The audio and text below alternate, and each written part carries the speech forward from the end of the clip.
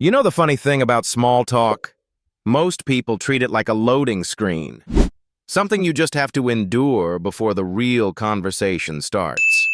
Even deep conversations, the real connections, that's what we all want, right?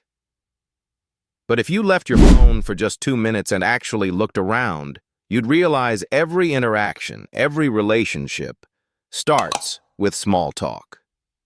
But here's the truth. Most of us still can't escape it.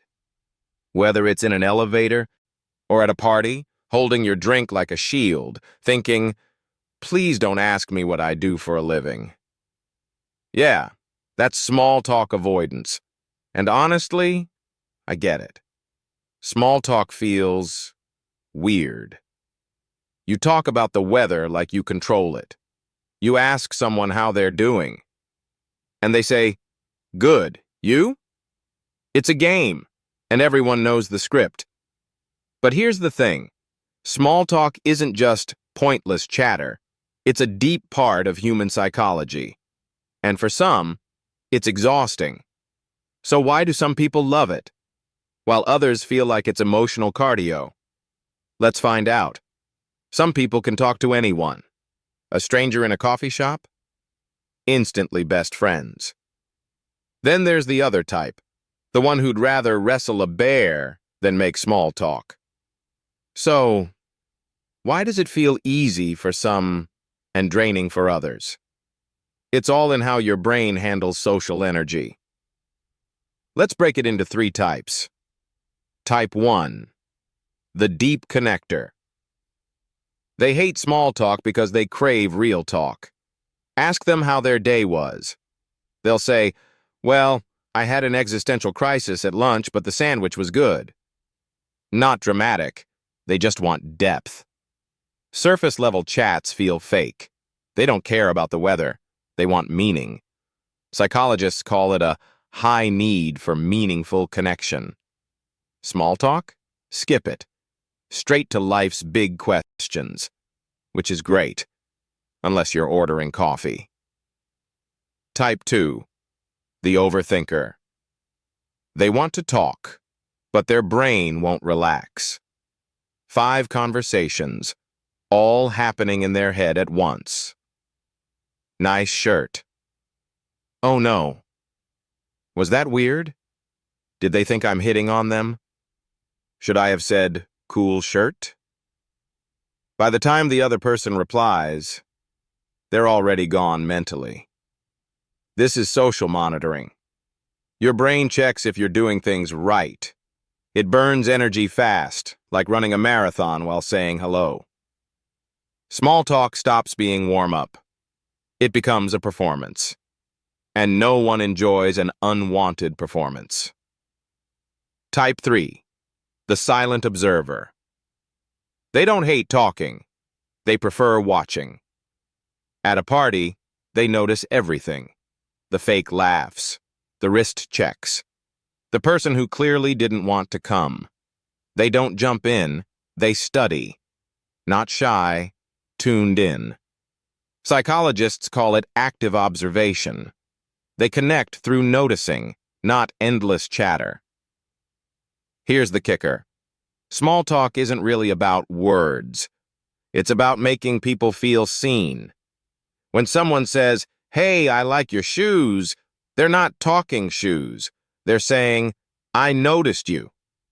And that tiny recognition feels surprisingly good. Here's a trick if small talk drains you. Stop thinking about what to say. Start noticing. In a coffee shop, instead of, what are you reading? Try, that book looks like it survived a few wars. Light, funny, real. At a party, someone walks by with questionable food. Instead of, what is that?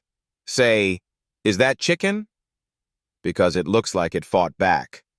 Funny, low pressure, human. You're noticing, not interviewing. That's the secret. Small talk isn't charm or wit. It's presence. Humans connect through tiny signals. Eye contact, tone, shared laughter. Even your closest friend started with small talk. Maybe an awkward, Hey, what class are you in? But that's how connections begin. Small talk.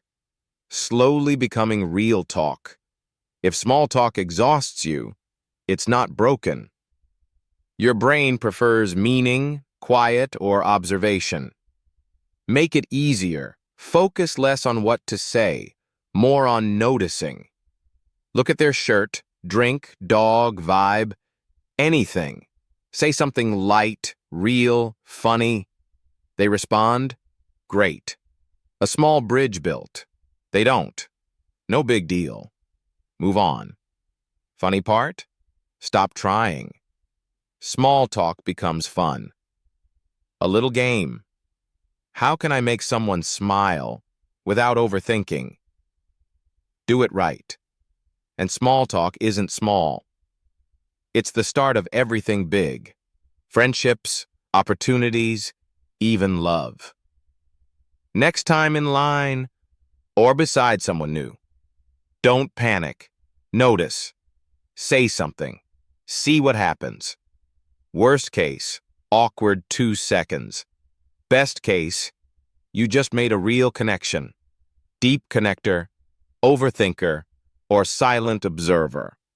Small talk doesn't have to drain you. It can be your quiet superpower, one honest comment at a time. So, which one are you? And when was the last time someone truly noticed you? If this made you rethink small talk, stick around. We dive deep into human psychology because understanding people starts with noticing them. If you'll love the other psychology topics we cover here, hit subscribe so you don't miss the next video. We dive into the kind of psychology that actually explains people and yourself